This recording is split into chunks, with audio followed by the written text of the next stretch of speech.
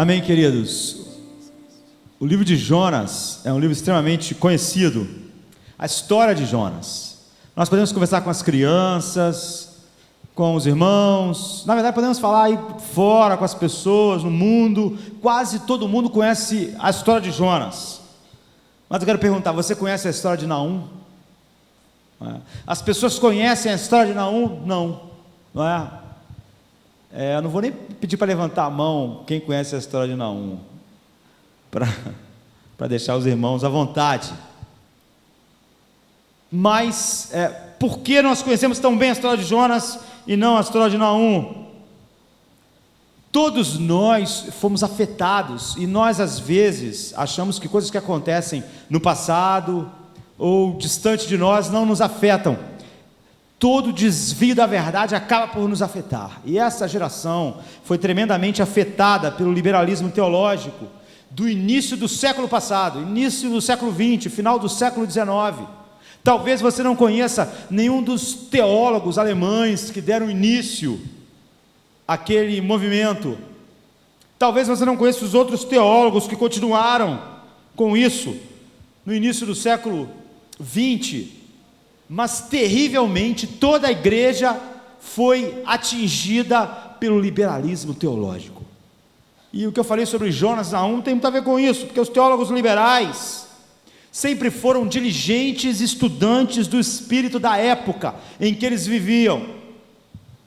E um século atrás eles eram conhecidos como modernistas, porque os valores pós-iluministas foram o pretexto que eles usaram para fazer avançar a agenda liberal.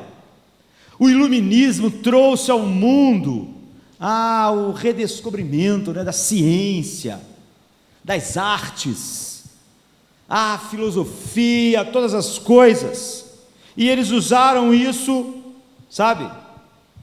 esse pós-iluminismo, para usar como pretexto da agenda liberal avançar. E eles insistiram que se a igreja se recusasse a mudar, com o tempo o cristianismo se tornaria irrelevante, que a igreja tinha que se abrir para tudo que estava acontecendo.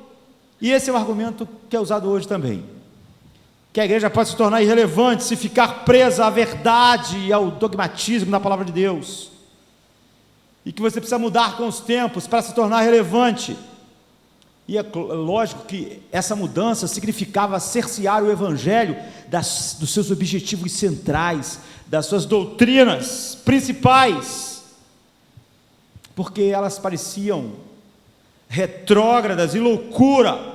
E eles disseram: se os pregadores insistirem com essas doutrinas que soam primitiva e ofensiva para esta geração que redescobriu a ciência, que está avançando, progredindo, mudando o mundo, pensando de uma maneira como nunca pensou, se a igreja insistir em falar sobre a ira de Deus, a expiação, que é o derramamento do sangue para aplacar a ira de Deus, e se a igreja insistir com a história da punição eterna, um Deus que pune eternamente, ela se tornará irrelevante para esta geração. Então, muitas das coisas que os teólogos liberais afirmaram, como a palavra de Deus não sendo inerrante, contendo erros, coisas que nós podemos jogar fora, você pode dizer: eu não fui atingido por isso.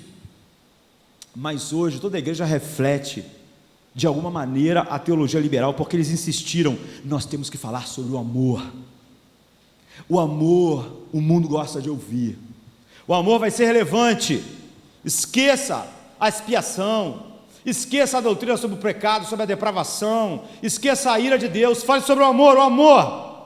E ele dizia que as igrejas, se insistissem, elas iam perder as gerações futuras, iam perder a juventude, iam perder tudo se elas não se acomodassem ao pensamento moderno.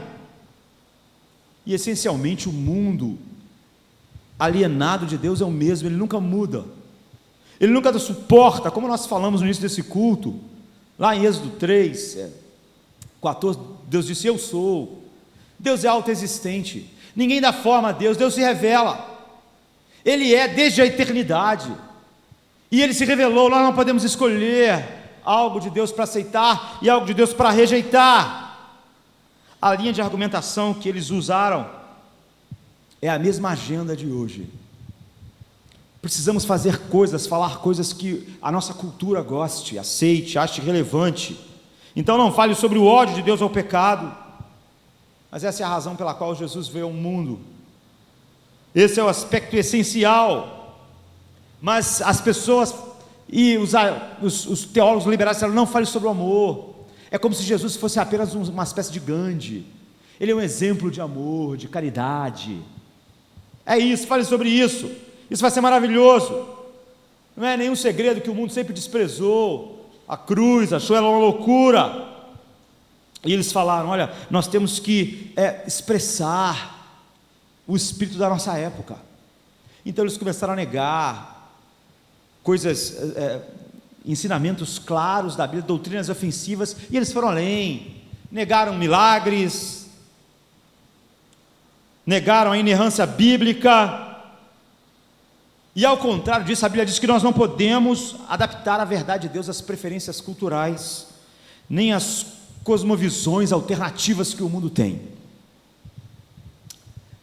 Muitas das coisas que eles fizeram, nós podemos pensar que o pior dos teólogos liberais deixou tanta igreja morta, a Europa congelada.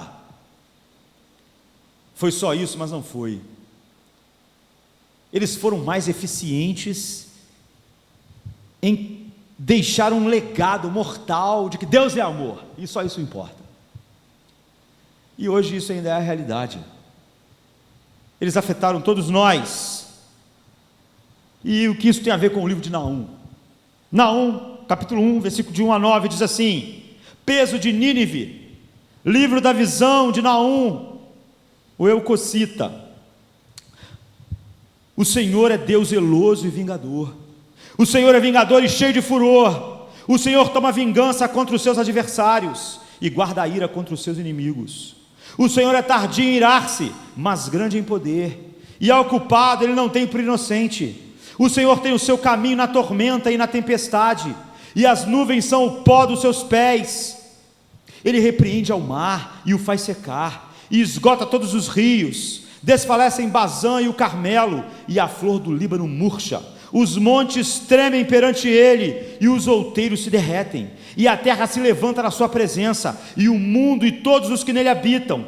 Quem parará diante do seu furor? E quem persistirá diante do ardor da sua ira? A sua cólera se derramou como um fogo, e as rochas foram por ele derrubadas. O Senhor é bom, ele serve de fortaleza no dia da angústia, e conhece os que confiam nele. E como a inundação transbordante acabará de uma vez com o seu lugar, e as trevas perseguirão os seus inimigos.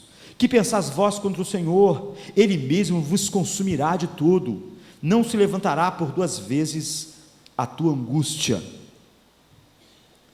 Esse é o início do livro de Naum. É difícil para nós falarmos sobre a ira de Deus sem vacilar, sem tremermos. A Escritura, nós não precisamos exagerar nada sobre a ira de Deus, porque a Bíblia usa a linguagem mais pesada que alguém poderia usar. Nós simplesmente não conseguiríamos, mesmo que quiséssemos, piorar as declarações bíblicas sobre a ira de Deus contra o pecado. Francamente, não podemos exagerar. Não podemos falar sobre a ira de Deus de forma mais pesada e profunda do que a Bíblia fala. Sempre que a Bíblia descreve o derramamento da ira de Deus e do seu juízo, ela usa expressões infinitas de terror, imagens horríveis na boca de Cristo, que os teólogos liberais e que a nossa geração tenta transformar simplesmente num Gandhi. Jesus diz sobre o fogo que não se apaga, o verme que nunca morre, a fumaça do seu tormento que sobe para sempre. São palavras terríveis. Toda a menção do inferno na Bíblia é terrível ao extremo. Nós não conseguimos imaginar figuras piores. Naturalmente nós não gostamos disso, nós recuamos. Naturalmente o ser humano não gosta de ouvir sobre isso. Francamente, a maioria das congregações não suportam se o pastor pregar sobre a ira de Deus, sobre o pecado e sobre o inferno.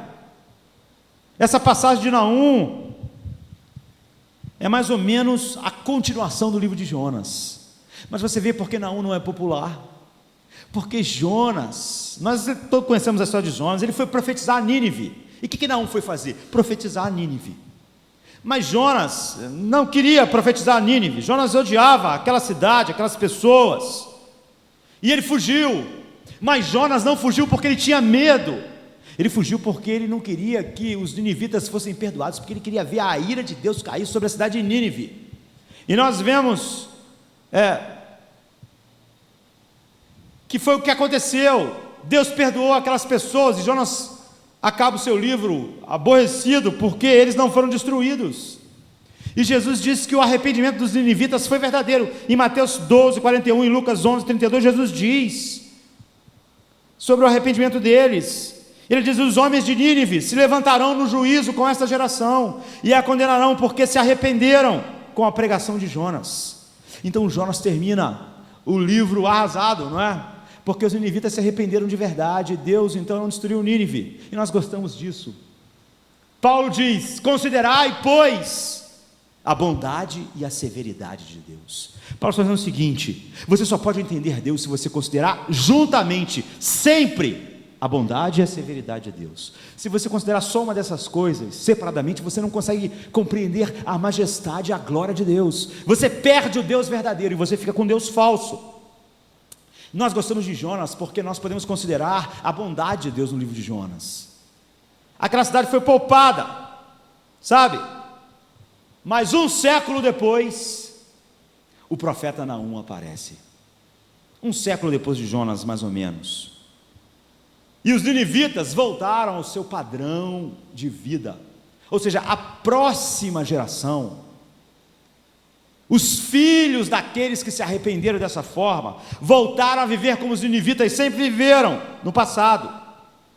E Naum foi o profeta de Deus levantado para anunciar a destruição daquela cidade. A ira de Deus, que não ia ser contida. E o livro de Naum é uma profecia da desgraça de Nínive. Não haverá bondade agora, não haverá misericórdia, haverá o furor de Deus. É por isso que o livro de Jonas é tão conhecido, e o de Naum. Jonas tem 4 capítulos, Naum 3, ainda é menor, dá para conhecer mais. Mas nós gostamos de considerar a bondade de Deus e esquecer sua severidade. E o livro de Naum, ele descreve, porque a profecia de Jonas foi assim: a cidade vai ser subvertida, e eles se arrependeram. Mas Naum é mais gráfico em descrever a ira de Deus e como aquela cidade vai ser destruída, é uma grande civilização. Ele diz que vai haver uma demolição total, e a destruição de Nínive vai ser tão grande que vai levar milhares de anos para que se descubra essa cidade novamente. Os arqueólogos até achavam que essa cidade nunca existiu, porque a Bíblia falava sobre ela, mas nunca ninguém tinha se encontrado, e ela era tão grande. Como é que nunca ninguém tinha encontrado? Levou milhares de anos para se achar Nínive. E no capítulo 1, versículo 10, Naum diz: eles serão consumidos como a palha seca, totalmente. No capítulo 12, versículo 10, ele diz: vazia, esgotada e devastada está, derrete-se o seu coração e tremem os joelhos, e todos os lombos, a dor em todos os lombos de todos os moradores, e os suas faces, nas faces de todos eles, enegrecem. No capítulo 3, versículo 7, diz assim: e há de ser que todos os que te virem, Nínive, fugirão de ti e dirão: Nínive está destruída, quem terá compaixão dela? De onde buscarei consoladores? Ou seja, não haverá ninguém para consolar quando eu te destruir. No versículo 15, diz: o fogo ali te consumirá, a espada te exterminará, consumir-te-á como a lacusta, multiplica-te como a lacusta, multiplica-te como gafanhoto. Em outras palavras, não haverá mais cidade alguma, não vai ser deixado nada. No versículo 18 e 19, o teu povo se espalhará pelos montes, sem que haja quem os ajunte novamente. Não há cura para a tua ferida mais, a tua chaga é dolorosa. Todos os que ouvirem a tua fama, da tua destruição, baterão palmas sobre ti, porque sobre quem não passou continuamente a tua malícia. Está dizendo o seguinte: você vai ser destruída de tal maneira, e o mundo inteiro vai aplaudir, porque o mundo inteiro viu a sua maldade. Esta foi uma previsão impressionante de desgraça e destruição total de toda uma civilização. Francamente, os ninivitas não acreditaram, sabe? A cidade deles era considerada, na época de Naum, já era na época de Jonas, mas na época de Naum, o império cresceu dos assírios, a cidade mais segura do mundo, uma das mais seguras que o mundo já viu na antiguidade. As muralhas da cidade eram gigantescas, quilômetros e quilômetros de muralhas rodeavam Nínive. 60 metros de altura a muralha exterior tinha. 60 metros é o vão central da ponte Rio-Niterói. Imagine toda uma cidade, quilômetros, cercada por uma muralha de 60 metros de altura, larga, que poderia colocar vários carros aparelhados com cavalos, e um exército inteiro nessa muralha. Mas depois dessa muralha tinha um fosso de 100 metros de largura e 160 metros de profundidade. E depois desse fosso, uma outra grande muralha,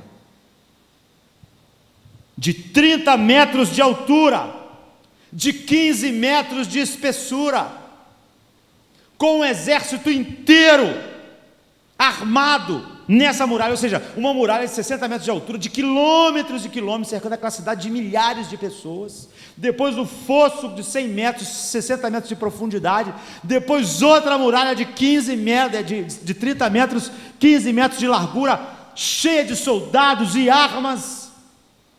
Era inexpugnável. Ninguém poderia tomar aquela cidade. De dentro da cidade fluía o rio Cos. Então não adiantava cercar Nínive, porque eles tinham água o tempo inteiro. Não tinha como cercar, fazer o cerco e deixar eles morrer de fome. Eles tinham tudo, era inexpugnável. E quando Naum disse: vocês vão ser destruídos, vocês vão ser assolados, a ira e o furor de Deus chegou ao limite. Ninguém acreditou. Era como se a gente dissesse: olha, qual é a maior nação hoje? Os Estados Unidos, com suas armas, com seu poderio. Nós disséssemos: vocês vão ser totalmente consumidos brevemente, não vai ficar nada, não vai ficar nada que possa ser reconstruído depois, não vai ficar nada. Durante milhares de anos, para as pessoas acharem, não vai ficar nada, pedra sobre pedra. As pessoas iam rir, elas iam achar engraçado, e essa era a profecia de Naum para aquelas pessoas. Aquela cidade não fez como Jonas. Nós podemos imaginar os motivos. Primeiro, da outra vez, eles conheceram a bondade de Deus. Isso faz nós pensarmos que a ira nunca vai chegar. Os homens ganham 60, 70 anos de vida. Eles sempre pensam que porque ganharam sol sobre sol, comida, que isso vai continuar. Eles abraçam a teologia que diz: Deus é amor, não fale sobre a ira de Deus não, nós podemos ofendê-lo o tempo todo. É assim que os ninivitas pensavam. Então Naum disse: vai ser completamente destruído, e eles não acreditaram. A cidade era inexpugnável. Mas ele diz: ai da cidade ensanguentada, ela está toda cheia de mentiras e de rapina. No capítulo 3, no início, estrépito de açoite há, e o barulho do ruído das rodas, e os cavalos atropelam, e carros vão saltando. O cavaleiro levanta a espada flamejante. Ele está dizendo: assim que vocês vão ser destruídos, com a lança relampejante, ali haverá uma multidão de mortos, e abundância de cadáveres, e não terão fim os defuntos que estarão dentro das suas muralhas. Vocês tropeçarão nos seus corpos, por causa da multidão dos pecados da meretriz muito graciosa, da mestra das feitiçarias, que vendeu as nações com as suas fornicações, e as famílias pelas suas feitiçarias. Eis que eu estou contra ti, diz o Senhor dos exércitos, e levantarei a tua saia sobre a tua face, e mostrarei a tua vergonha às nações, e lançarei sobre ti coisas abomináveis, e envergonhar-te-ei, e pôr-te-ei como um espetáculo para o mundo, e há de ser que todos os que te virem fugirão de ti e dirão: Nínive está destruída, quem terá compaixão dela? De onde buscareis consolo? Essa é a profecia de Naum para aquela cidade. ela fala o tempo todo sobre o ardor da ira de Deus, sobre o fim do tempo, da paciência. E no versículo 19, não há cura para a tua ferida mais, eu vou te ferir de tal maneira que não haverá cura, a tua chaga dolorosa, todos os que ouvirem a tua fama baterão palmas sobre ti, porque sobre quem não passou continuamente a tua malícia. A profecia de Naum se cumpriu à risca. Ele diz assim, Naum 1:8, e com uma inundação transbordante acabará de uma vez com o seu lugar, e as trevas perseguirão os seus inimigos. Os inimigos de Deus seriam perseguidos pelas trevas, e uma inundação ia destruí-los. Aquela cidade não podia ser destruída. Os babilônios se reuniram com os medos, reuniram grandes exércitos, mas não tinha como, era impossível. Mas Naum disse com uma inundação. O que aconteceu? O rio Cox trouxe uma inundação que nunca tinha acontecido na história, uma inundação tão grande, exatamente contra os exércitos babilônios estavam reunidos e preparados. E o rio subiu tanto, hoje no início do culto estava aparecendo, que Deus estava mostrando como foi, o rio subiu tanto, que a muralha ruiu. Então, os babilônios puderam invadir Nínive, e matar, e destruir todas aquelas pessoas. É como se a maior potência do mundo, um profeta dissesse que uma tragédia natural ia abrir todos os flancos, e eles seriam destruídos, e logo depois acontecesse exatamente. E as ruínas de Nínive só foram descobertas pelos arqueólogos em meados de 1800, quase 3.000 anos depois, porque aquela cidade que foi a maior do mundo foi arrasada com muralhas de 60 metros de altura, de tal maneira pelos babilônios, que levou 3.000 anos para alguém conseguir desenterrar Nínive e descobrir que ela era exatamente naquelas proporções que nós descrevemos. Ela está localizada em Mossul, a 200 quilômetros de Bagdá, no Iraque. A ira de Deus deveria inspirar terror no coração do homem. O homem sempre devia considerar a bondade e a severidade de Deus. Os ninivitas não se sentiram assim, sabe? Nós sempre presumimos a graça de Deus. Nós sempre presumimos o livro de Jonas e nunca o de Naum. Nós sempre achamos que na hora H, Nínive vai ser poupada. Foi isso que Israel presumiu. Mas olha o que Naum diz: o Senhor é um Deus zeloso e vingador, o Senhor é vingador e cheio de furor, o Senhor toma vingança contra os seus adversários e guarda a ira contra os seus inimigos. Ele é tardio a irar-se, mas ele é grande em poder, e ele nunca tem um culpado por inocente, ou seja, ele nunca vai esquecer um pecado sequer. Essa é a profecia de Naum. Toda a palavra de Deus será cumprida. O Senhor é tardio a irar-se. Não há nada, não há nenhuma frase nessas palavras de conforto, mesmo essa que diz assim, o Senhor é tardio a irar-se, não é que Naum quer dar conforto, ele está dizendo o seguinte: vocês acharam que porque Deus demorou, ele ia demorar-se para sempre, mas acabou o tempo. Em Romanos 2, 4, 5, Paulo diz: ou desprezas tu as riquezas da sua benignidade, e paciência e longanimidade, ignorando que é a benignidade de Deus que te leva ao arrependimento, mas segundo a tua dureza e o teu coração impenitente, você está entesourando ira para ti no dia da ira e da manifestação do juízo de Deus. Sim, Naum diz: o Senhor é tardio em irar-se, mas ele diz: mas ele é grande em poder. Vocês deviam temer a ira de Deus. Ele diz no versículo 2: o Senhor é um Deus zeloso e vingador. O Senhor é um vingador colérico, ele guarda a ira contra os seus inimigos. Então você vê, as pessoas podem dizer: olha, porque Deus amou o mundo, João 3,16, mas no mesmo capítulo da Bíblia diz: mas todos aqueles que não estão em Cristo permanecem sobre a ira de Deus.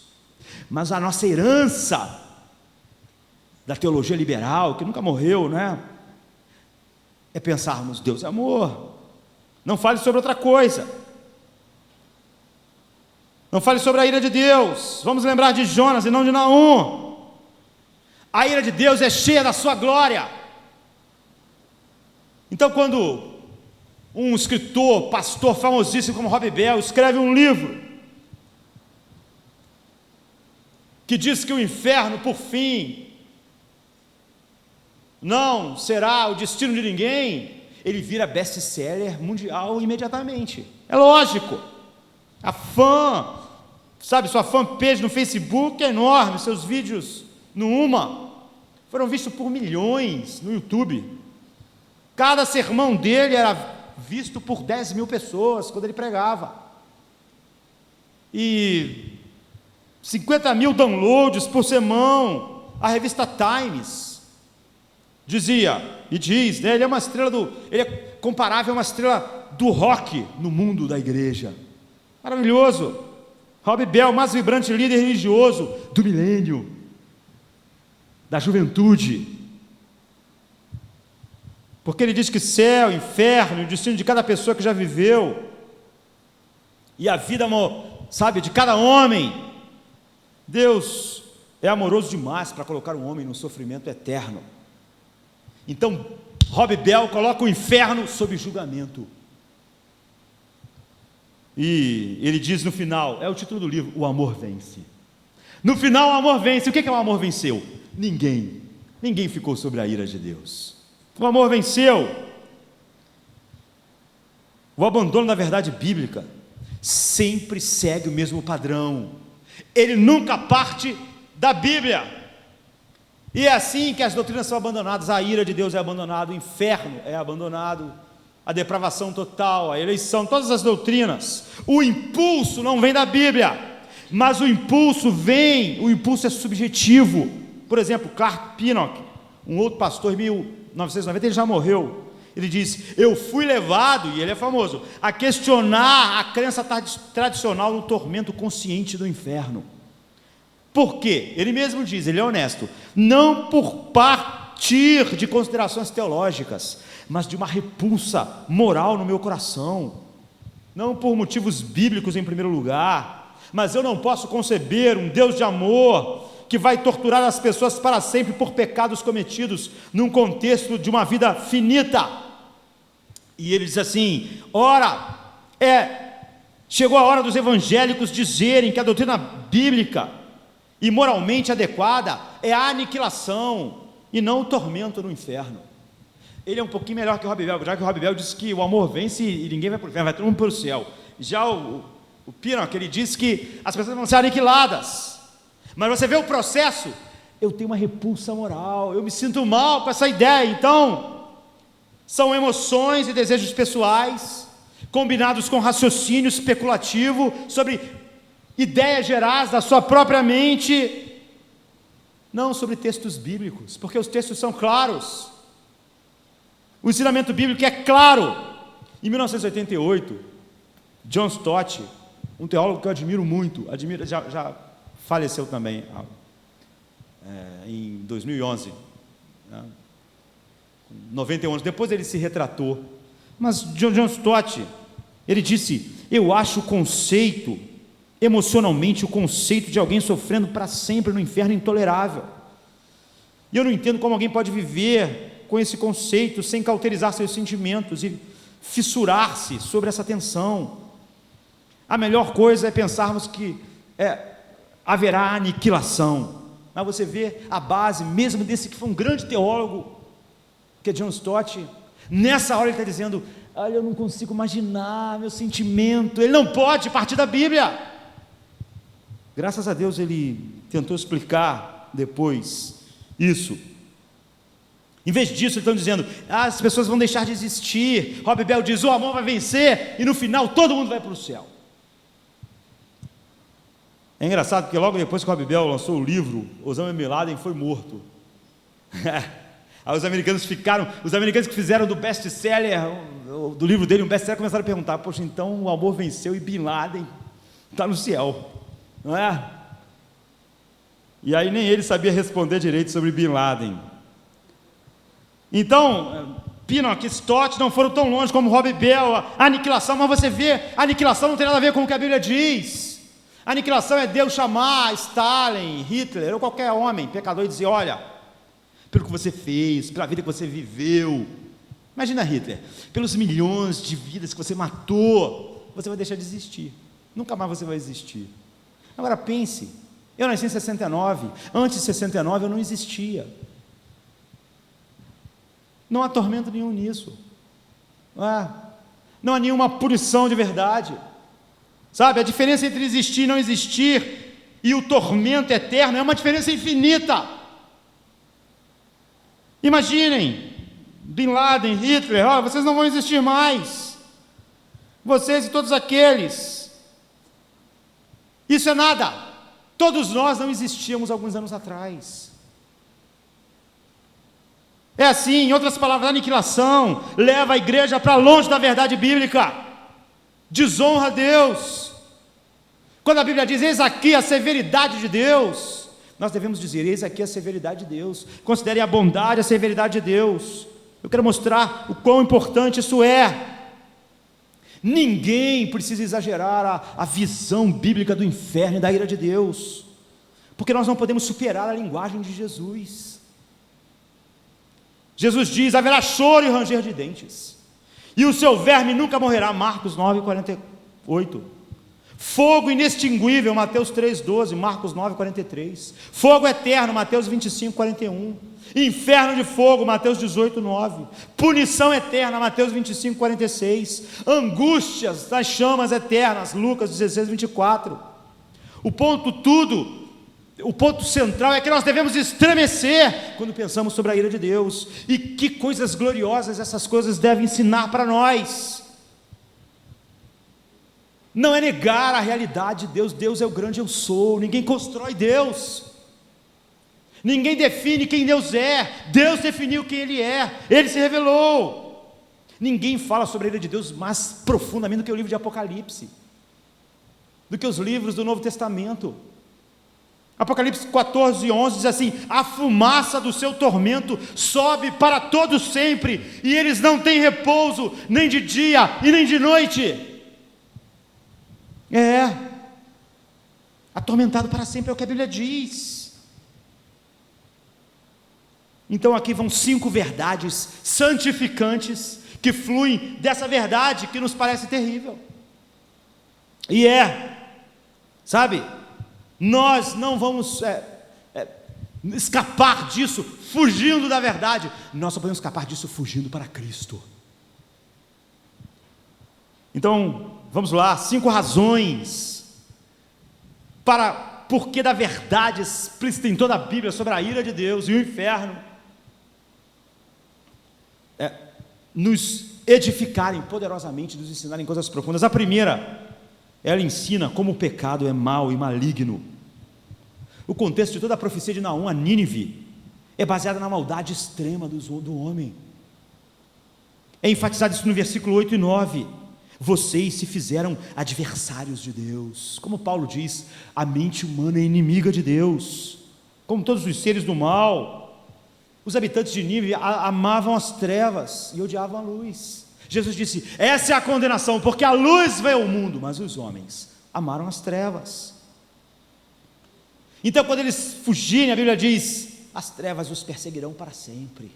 O que eles amaram, o versículo 9 diz: vocês conspiraram contra Deus. Conspiraram.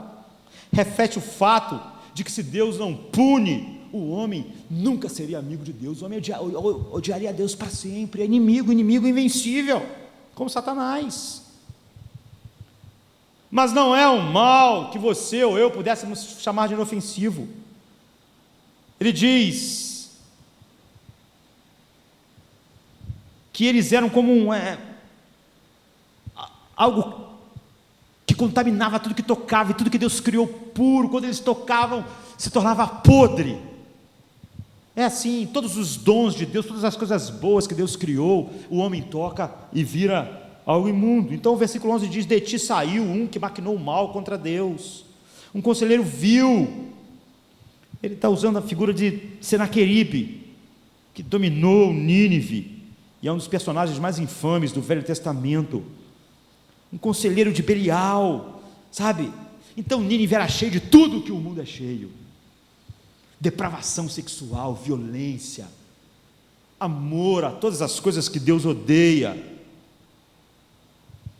Agora, a verdade que a Bíblia mostra em Naum é que o homem se delicia com o mal, não é que ele simplesmente, ele ama as trevas, ele ama o mal. Não pense em mentiras brancas, sabe, nos pensamentos que só você sabe e Deus, e que você não teria coragem de contar para ninguém. Cada delito, pecado, pensamento tem um mal infinito, porque ele é uma ofensa contra um Deus infinito, e essa ofensa está em cada pecado que cada homem comete.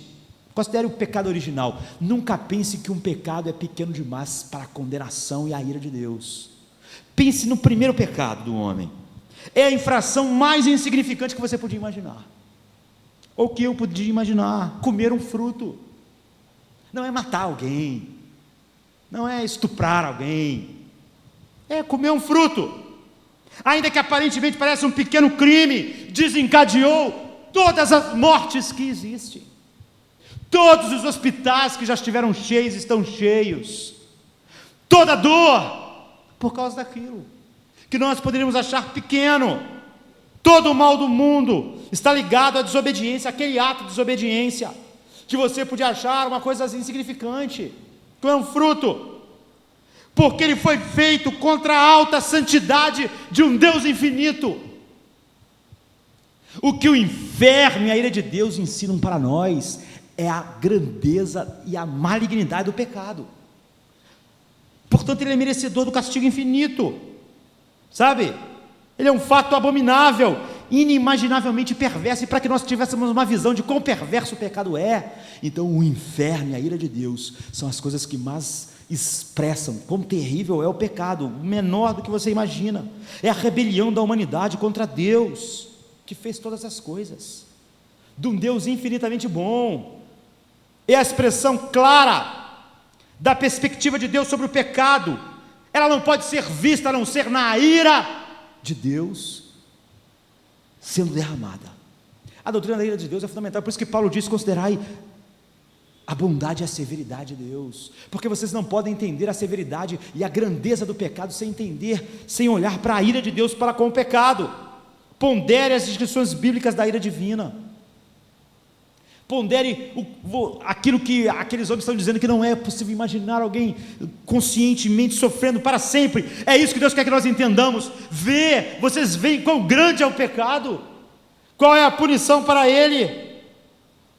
Lembre-se que toda dor eterna é a justa retribuição de Deus, de um Deus que não pode exagerar na punição pelo pecado. E então nós vamos começar a compreender a gravidade do pecado, sabe? E este é o lugar onde aqueles que negam a realidade do inferno deixam a desejar a sua lógica. Eles raciocinam: Deus é tão bom, e se Deus é bom, Ele não poderia mandar alguém para o inferno.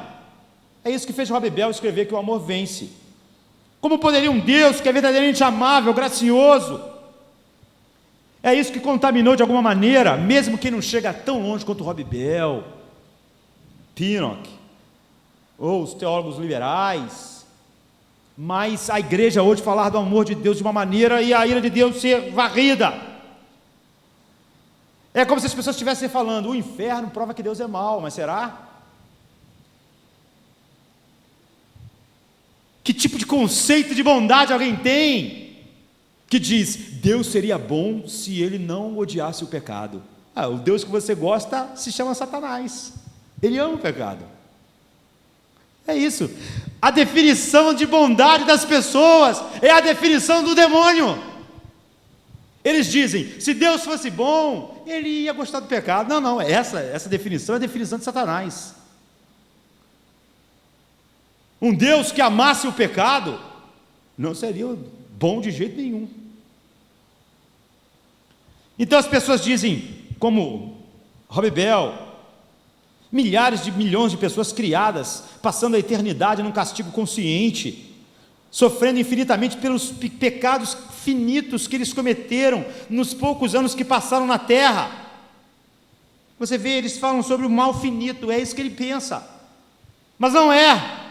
O pecado é cometido contra Deus, que é um ser santo e infinito, de dignidade infinita. Se alguém aí se levantasse hoje e me desse um tapa, provavelmente ia ficar por isso mesmo, não é?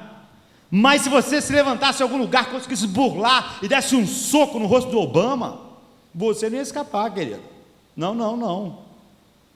Porque dar um tapa em mim é uma coisa, dar um tapa em alguém assim é outra coisa completamente diferente. Você ia ser investigado, ia ser levado para, sabe, para a prisão lá, quem está por trás, o que você queria, por que você queria fazer aquilo, e você não ia escapar mais, porque é a dignidade de quem você toca, que é, sabe, faz toda a diferença. Deus é infinito.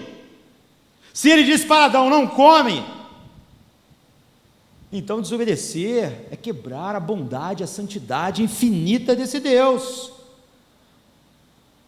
Você não pode falar sobre a grandiosidade do pecado, e se você diminui como Robibel fez, então a morte de Cristo não tem valor nenhum. Se o pecado não é tão grande, Deus não precisava morrer por causa dele.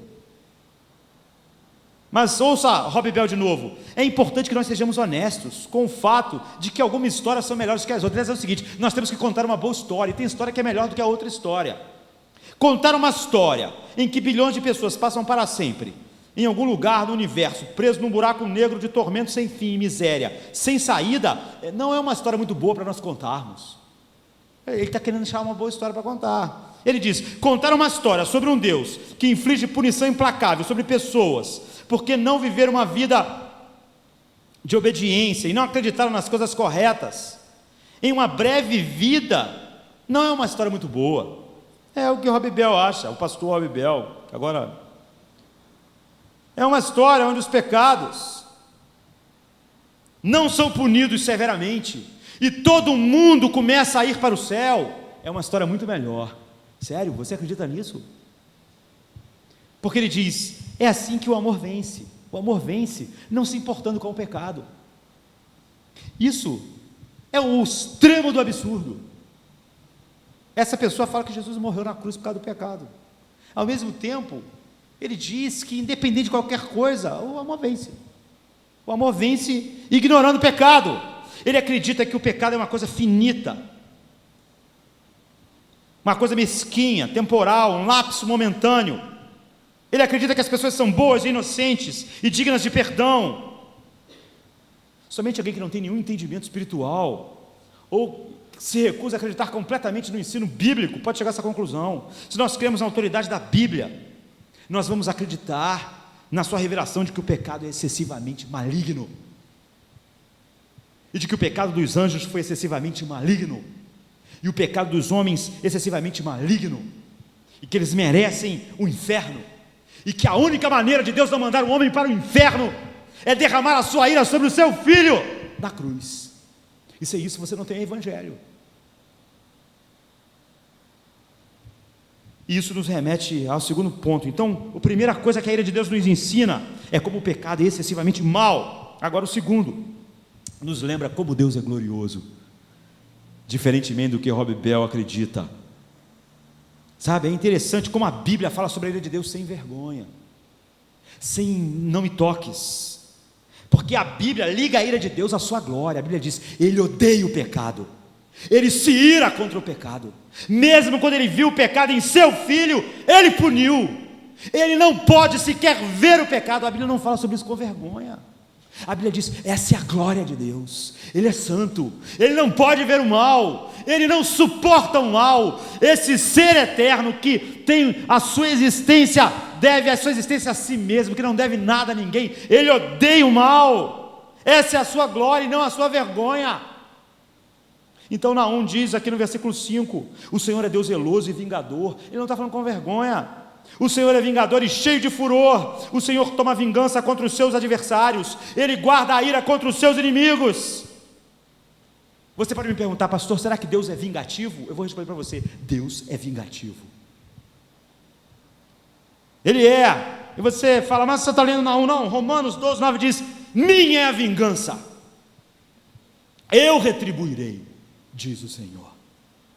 Na verdade, o juízo de Deus é implacável. Ele diz: não haverá um pensamento, um pecado que eu não retribuirei. E é exatamente por essa razão que Deus nos proíbe de nos sermos vingativos. Deus diz: não se vinguem, não se vinguem. Por quê? Porque minha é a vingança. Então, ele não manda a gente não se vingar, não é porque ele não é vingativo. Ele diz: não, vocês não podem fazer isso. Ele nunca sugere que há algo errado com a vingança contra o pecado, os pecadores. Ele só diz que esse negócio tem que descer com ele, que é um Deus santo, que vai punir. E se nós acreditarmos nisso, nós sabemos que todo mal feito contra nós será punido. Ele diz: não se vinguem jamais, e será punido. Como? Ou no inferno, ou em Cristo. Todo pecado vai ser punido, ou no inferno, ou em Cristo. Então todo mal que alguém fez a todos os outros, ou vai ser punido por Deus no inferno, ou então foi punido em Cristo. Ele diz: minha é a vingança, sabe? Então Naum 3 diz: o Senhor não inocenta o culpado. É um eco de Êxodo 34, 7, quando Deus deu a lei, diz: Ele de maneira nenhuma vai deixar o pecado impune, Ele vai vingar, é o que a Bíblia diz. Quando eu ouço, sabe, as pessoas dizendo que se Deus fosse bom, Ele não puniu o mal, isso é ridículo. Até nós, seres caídos e depravados, não achamos isso. Imagine se o juiz, essa semana, tivesse liberado o Bruno, e como é que foi o nome do outro que matou a Mércia? Como é que é o nome? Misael. Vão para casa, vocês, foi uma pequena falha. Você diria que o juiz era bom? Pô, que cara bom, né? Nós diríamos: que absurdo, esse cara é um crápula, ele não pode, as provas estavam ali. E nós não temos toda certeza, já que julgamentos humanos sempre podem ter erros, mas Deus é um Deus que sabe todas as coisas. Nós não achamos bom quando o mal não é punido. Nós não achamos bom que o mal nosso não seja punido, não é? Ou de quem nós nos interessamos de alguma maneira. As pessoas falam que Deus seria bom se Ele não punisse o mal, porque para essas pessoas Deus não é Deus, Ele não é um juiz vingativo, Ele é um ursinho de pelúcia.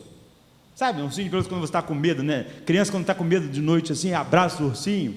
Então, para essas pessoas Deus é um ursinho de pelúcia.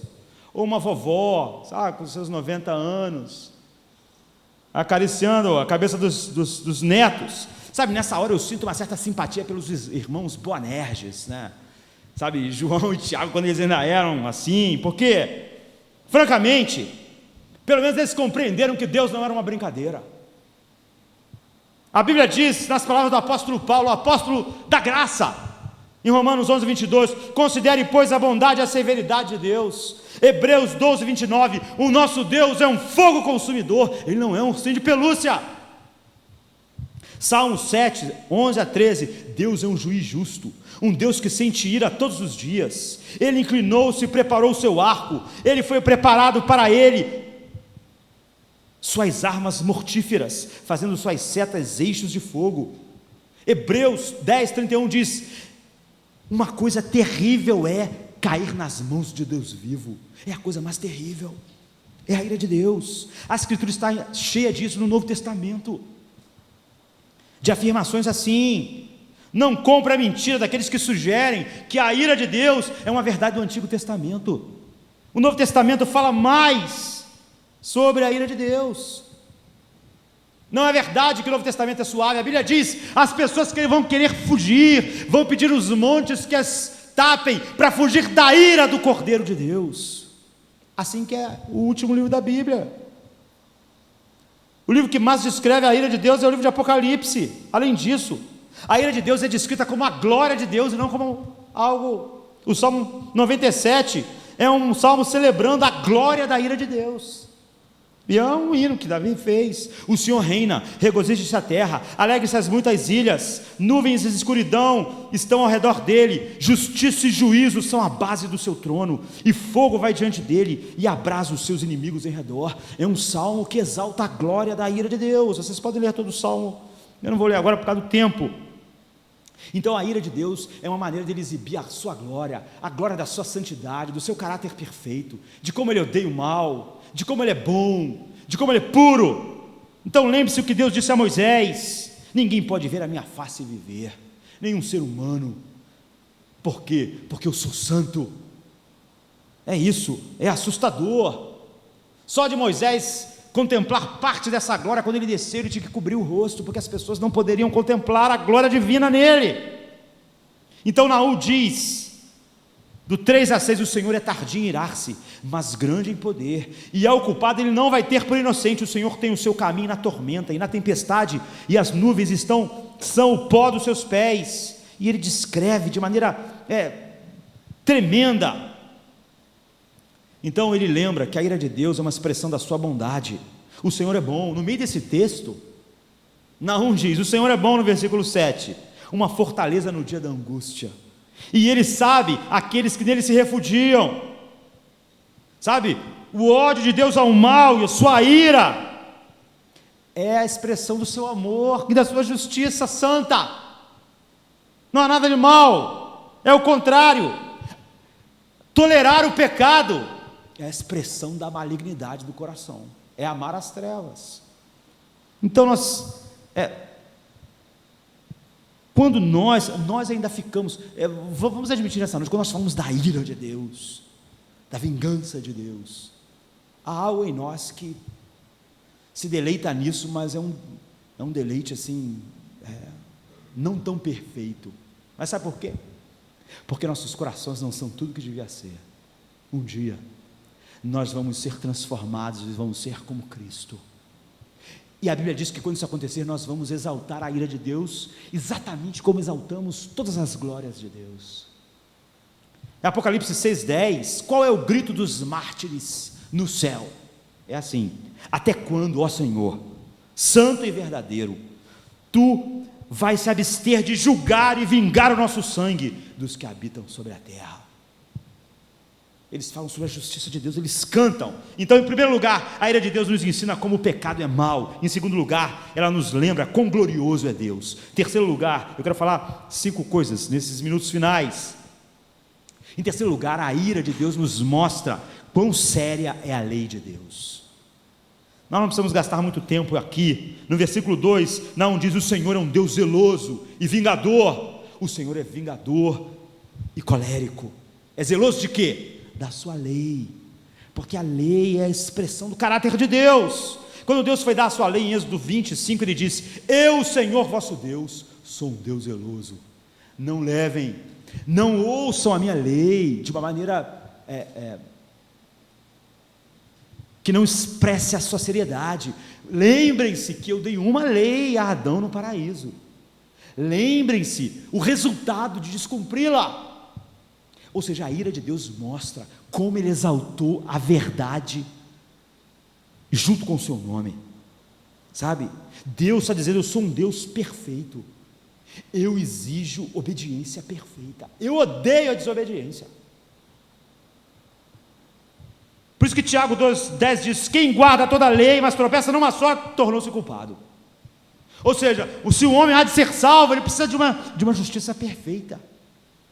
Jesus teve que viver uma vida sem um pecado, para que ele fosse sacrifício por nós. Deus está dizendo: eu sou um juiz perfeito, eu vou justificar alguém baseado em um ser humano que viveu sem ter um pensamento, uma intenção, durante toda a sua vida, que expressasse o pecado. Quem? Eu mesmo, Deus, que tive que ir no mundo, viver assim, porque é isso, ou a minha ira se arde, se derrama.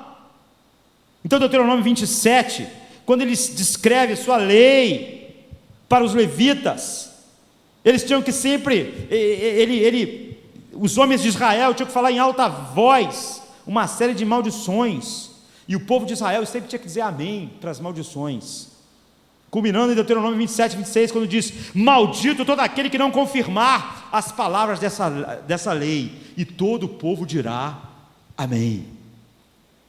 Deus, a descrição é que a minha lei é santa e ela deve ser honrada, porque a minha lei é o meu caráter, é a expressão dele. Você pode pensar assim: ah, pastor, o Senhor está falando da lei de Deus, mas e o Novo Testamento é a graça. A lei de Deus é a expressão do seu caráter. A lei moral de Deus é para sempre. Mas Hebreus 10, 26 e 27 diz, é pior. Vocês estão falando da graça? A graça piora tudo nesse sentido. Ele diz assim em Hebreus 10, 26 e 27, se nós continuarmos a pecar deliberadamente, depois de recebermos o conhecimento da verdade da graça de Deus, já não resta sacrifício pelos pecados, mas tão somente uma terrível expectativa de juízo e de fogo intenso que consumirá os inimigos de Deus. O que ele está dizendo é o seguinte: se vocês transformarem a graça em ocasião de indulgência para abraçar o pecado, pensando que a graça foi dada para vocês brincarem com o pecado, então não restará mais sacrifício para o pecado, e sim uma terrível expectativa de juízo, de fogo intenso, que vai consumir os inimigos de Deus. A graça é Deus mostrando, por causa da minha lei, eu mesmo enviei meu Filho amado, eu derramei a minha ira sobre ele por causa do pecado de vocês. Agora, se vocês acham que isso é uma razão para vocês brincarem com o pecado que o meu Filho teve que sofrer, então só resta uma expectativa de juízo e de ira infinita contra o homem que pensa assim, um homem que transforma a graça numa indulgência para o pecado. Hebreus 10, 28 e 29. Desculpa, Hebreus 10, 26 e 27, mas aí o 28 e 29, ele diz, é mais grave, lembre-se que sobre a graça, lembre-se da ira de Deus, de uma maneira mais profunda. Hebreus 10, 28 e 29 diz, quem rejeitava a lei de Moisés, morria sem misericórdia, pelo depoimento de 2 ou 3 testemunhas. Quão mais severo castigo, julgam vocês, merece aquele que pisou os pés, o Filho de Deus, que profanou o sangue da aliança, pelo qual ele foi santificado, e insultou o Espírito da graça. Ele está dizendo, alguém que pisou no sacrifício de Cristo, que acha que o Filho de Deus foi moído por causa dos nossos pecados, e agora nós podemos brincar com os pecados. Se lá na lei de Moisés, quem brincava com a minha lei era punido com a morte, imagine quem pisar o meu Filho, insultar o Espírito da graça. Então, primeiro, a ira de Deus nos ensina como o pecado é mau. Em segundo lugar, a ira de Deus nos eleva à glória de quem Deus é, e não o contrário. Nos ensina, em primeiro lugar, como o pecado é mau. Em segundo, nos lembra quão glorioso Deus é. Em terceiro, nos mostra quão séria é a sua lei. Em quarto lugar, a ira nos adverte quão terrível é o inferno. A Bíblia não podia usar palavras mais difíceis e duras sobre o inferno. Naum, o texto que nós temos lido diz, sua ira se derramou como um fogo, versículo 6, versículo 8, ele vai prosseguir e perseguir os seus inimigos na escuridão. Verso 2, você tem a ira de Deus contra os seus inimigos. Verso 6, quem pode suportar a indignação de Deus? Ele é infinito, é poderoso, quem pode suportar o calor da sua ira? Todos os elementos do inferno são assim descritos. Nós ficamos atônitos, oprimidos com a ideia da fúria de Deus contra o pecado. Ninguém descreveu o inferno como Jesus. Sempre que você observar o sofrimento terreno, pense em como o pecado é muito mais grave. Toda essa tragédia do mundo não é nada, a Bíblia diz. Sempre nós devemos lembrar que todo sofrimento no mundo está temperado pela graça de Deus. Há uma graça comum sobre todos os homens. Os homens sofrem, mas recebem muitas coisas boas. Deus não derrama toda a sua ira, Ele se contém, Ele recebe a ofensa diariamente, mas Ele continua mostrando sua graça. Mas no inferno, a miséria não vai ser contida por graça nenhuma. Em Mateus 25, onde Jesus descreve o julgamento dos hipócritas, das pessoas religiosas, mas que não viveram para a glória de Deus, mas que se auto-justificavam achando que tinham alguma bondade em si mesmo. Ele diz: eles irão para o castigo eterno, mas os justos para a vida eterna. Na mesma frase, ele usa a palavra eterna, a mesma palavra em grego. Irão para o castigo eterno e os justos para a vida eterna. É o mesmo sentido, você não tem como alterar. Castigo eterno, vida eterna. Jesus dizendo: Jesus não é um ursinho de pelúcia, Ele não é Gandhi, Ele é Deus. Quando nós falamos sobre a ira de Deus, não pense que nós estamos falando sobre o Pai, o Filho e o Espírito Santo. Paulo diz: considerem a bondade e a severidade de Deus. Considere a bondade de criar o jardim, dar tudo ao homem, mas considere a severidade dele contra o pecado. Considerem. Isso nos leva ao meu quinto ponto. Primeiro, a ira de Deus nos ensina como o pecado é mau. Segundo, ela nos lembra quão glorioso é Deus. O pecado é uma ofensa contra Ele, mesmo comer um fruto, então merece punição eterna. 3, nos mostra quão séria é a lei de Deus. Deus só aceita a obediência perfeita. Ele não acha que parte dela pode ser quebrada. Deus veio ao mundo por causa disso. 4, e nós vimos como a seriedade na graça, achar que a graça é uma indulgência para o pecado, como o livro de Hebreus diz que gera um peso de ira muito maior. Se a lei de Moisés merecia a morte, muito mais pisar o Filho de Deus. 4, a ira de Deus nos adverte quão terrível é o inferno. Mas agora, quinto, ela nos ensina algo maravilhoso: quão grande é a graça de Deus. A ira de Deus e o inferno nos mostra quão grande é a graça. Sabe, como eu disse, toda a profecia de Naum é um oráculo de desgraça e destruição, com poucas palavras de conforto. Mas Deus tem seus olhos para o seu povo. No versículo 7 ele diz assim: o Senhor é bom, uma fortaleza no dia da angústia, Ele conhece os que nele se refugiam. Depois no versículo 12, ele fala diretamente com o seu povo. Ele diz: eu usei, porque é isso que a Bíblia tinha dito que Deus faria, eu usei os assírios para punir vocês, como uma vara, mas chegou o fim, é por isso que Jonas desprezava Nínive, o pé, a bota pesada de Nínive, estava sobre a cabeça de Israel, e Deus diz: chega, agora eu vou livrar o meu povo deste peso, jogando juízo sobre eles. Assim diz o Senhor: por mais seguros que eles estejam, por mais numerosos que eles sejam, ainda assim eles serão exterminados, e eles passará. Eu te afligi, dizendo a Israel, mas não te afligirei mais, mas agora quebrarei o seu jugo sobre ti e romperei os teus laços. Ou seja, mesmo na ira de Deus, você vê misericórdia. Deus está dizendo: eu vou usar a misericórdia para com Israel. Sabe, se você entender tudo que Deus ensina aqui, quão grande é o pecado, é isso que a ira de Deus e o inferno ensinam. Quão gloriosa e majestosa é a santidade de Deus, o ser de Deus. Quão sérias são as ameaças da lei de Deus, e quão terrível é o inferno. Então você vai pensar de uma maneira muito mais profunda sobre justiça e misericórdia, pecado e redenção. Se o inferno é eterno e desse jeito, então como Jesus é um ser imenso, como a morte dele pode nos tirar disso tudo, como a morte dele pode pagar o que a eternidade não pagaria. Quão grande Jesus é, quão grande é o que foi feito na cruz, quão difícil, quando você entende o tamanho da ira de Deus contra o pecado,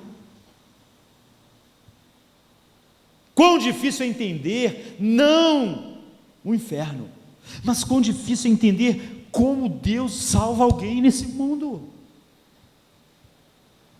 porque todos os pecadores merecem o inferno, Faz todo sentido para nós, todos nós sermos punidos por Deus junto com a cidade de Nínive. Faz todo sentido, é justo, é irrepreensível. Deus está irado contra o pecado, Ele tem todas as razões, Ele criou tudo, ninguém dá nada a Ele, e parte da criação vive para o seu desprazer. Ele é santo e perfeito. Agora, quando nós vemos a dimensão do pecado e a dimensão da ira de Deus, nós ficamos extasiados diante da redenção, diante do que Ele fez. É isso que deve nos maravilhar. O que devia deixar nós chocados, espantados, é com a salvação. Sabe, uma vez que nós entendemos a realidade da ira divina, aí nós ficamos espantados com o amor que fez Deus levantar do seu trono e dizer: eu vou descer, eu vou sofrer a ira, a minha própria ira contra o pecado, para salvar alguns homens, para mostrar a glória do meu filho, para mostrar o que é ser bom, o que é ser santo, o que é perfeito. O meu filho amado merece ser adorado por toda a eternidade, porque Ele é justo, santo e bom.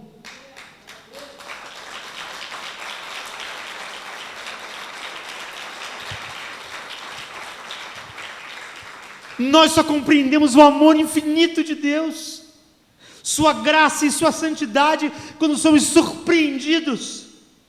Que tamanho mal, que um Deus santo e justo assim, pudesse, a única maneira de salvar um homem, porque Ele não pode esquecer um pecado, é Ele mesmo sofrer a ira que Ele tem contra o pecado, a punição que a lei exige.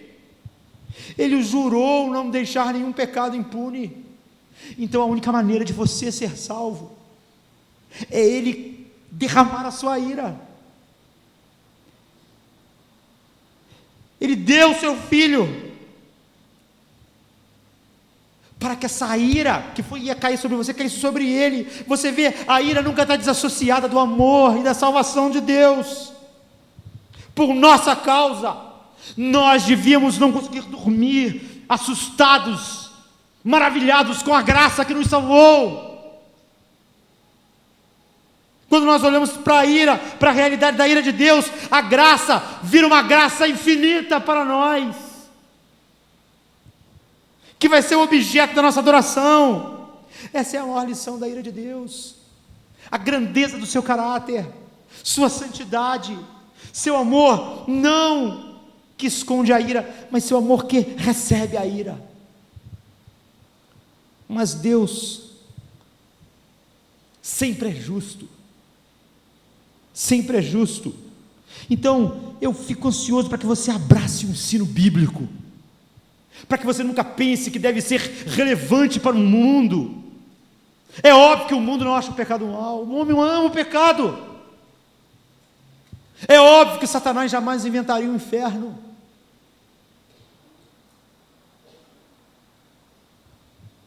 Nós, quando falamos sobre a ira, não temos nenhum prazer perverso.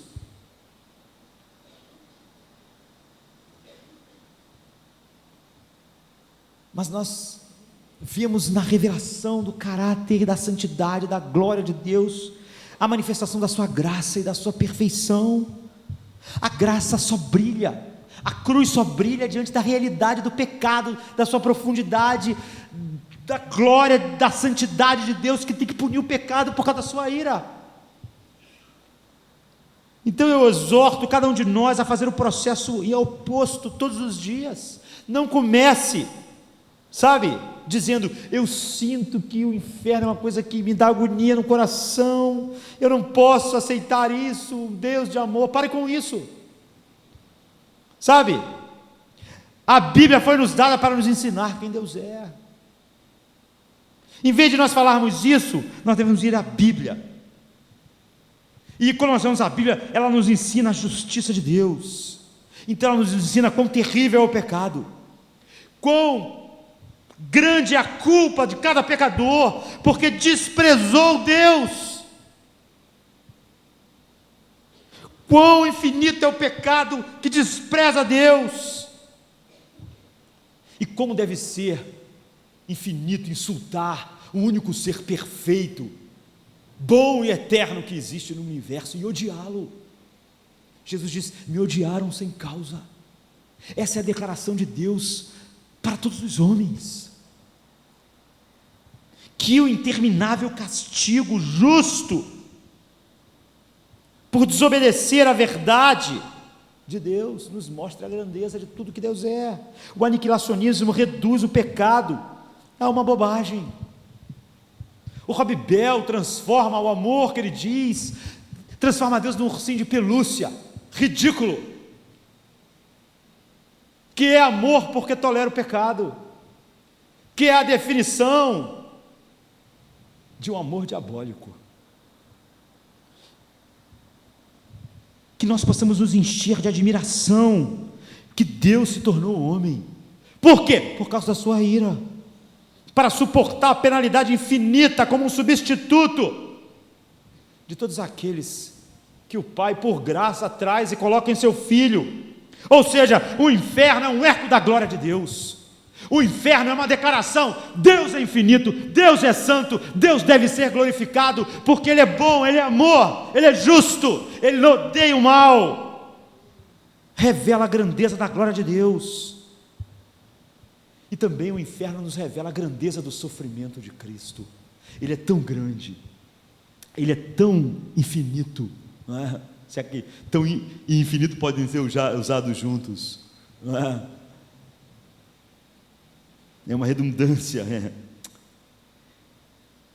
que a morte dele foi suficiente para que pessoas que ficariam para sempre sofrendo a punição ficassem livres. Você só pode ver o tamanho maravilhoso, a grandeza do sofrimento de Cristo sobre esse pano de fundo. Na verdade, você não pode sequer apreciar a graça divina sem a compreensão bíblica da verdade da ira divina. Nós devemos conhecer Jonas e Naum. Nós devemos, como Paulo disse, meditar sempre junto, nunca separado, na bondade e na severidade de Deus. Se você pensar só na severidade de Deus, você vai ter uma visão errada. E se só na bondade, também considerem a bondade e a severidade de Deus juntos. E cada vez mais você vai ser dependente da graça de Deus. Você jamais vai brincar com Deus, nem com a graça, nem com o pecado, nem com o caráter de Deus, nem achar que Deus vai tolerar pecados. A graça fornece o perdão e uma posição diante de Deus para pecadores que mereciam sua justiça infinita, sua ira infinita. O sangue de Jesus suporta o peso da ira eterna que nós merecemos. Então, quão precioso é esse sangue! A magnitude da graça deve fazer você ficar maravilhado. Quando a ira de Deus é que dessa doutrina que nos leva a ver isso. Se você não pensava tão profundamente sobre Deus, sua justiça, sua santidade, sua graça, o valor do sacrifício de Cristo, então saiba, a doutrina da ira de Deus te leva a enxergar todas essas grandezas. Ela não é um lado obscuro. A Bíblia fala sobre a ira de Deus como a expressão da sua glória. E o meu apelo é que você considere sempre isso, antes que se quebre o cântaro junto à fonte, como diz o pregador, antes que a vida se encerre. Bem-aventurados são os homens que meditaram e se inclinaram sobre a ira de Deus, clamando por misericórdia, fugindo para o único refúgio dela, não fingindo que ela não existe, mas estando seguros em Cristo, porque Ele recebeu todo o peso desta ira, para resgatar para si um povo santo, que viva para a sua glória. Vamos ficar de pé, em nome de Jesus.